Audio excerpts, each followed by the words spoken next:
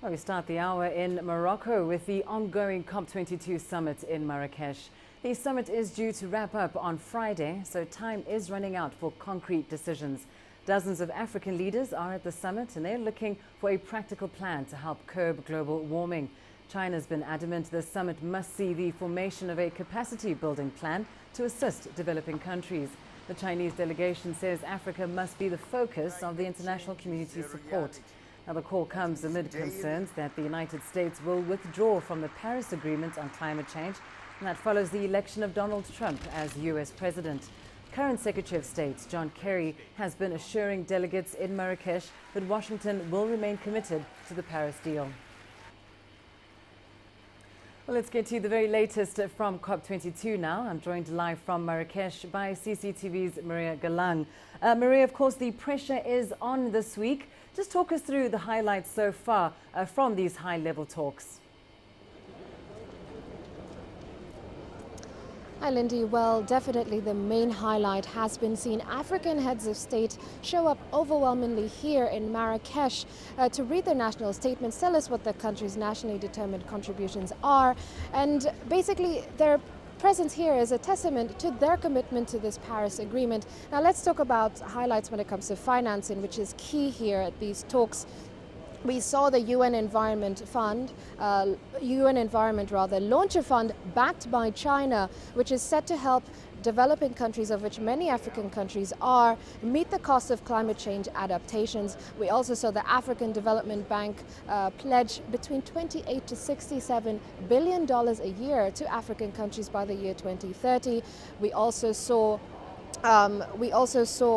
the EU, Canada, Italy, China, the US, Korea pledged $23 million to African countries when it comes to technical assistance and capacity building. Right now, ongoing, is a high-level ministerial meeting. Environment ministers are going to be telling us the plans, what they've discussed, the initiatives that have come up to meet this Paris Agreement.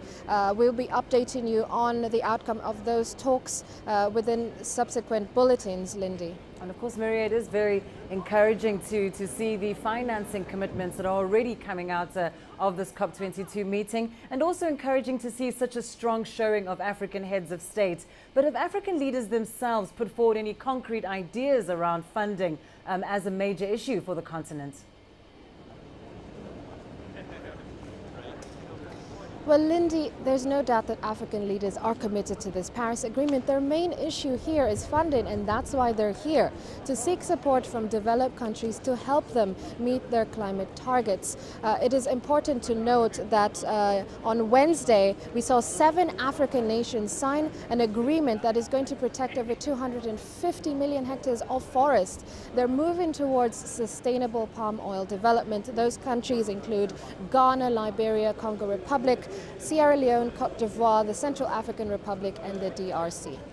And of course, it seems at this point that African leaders are showing more commitment to climate concerns than the United States might be. What are the leaders saying, or particular African leaders saying, about the possibility that the United States may pull out of the Paris Agreement?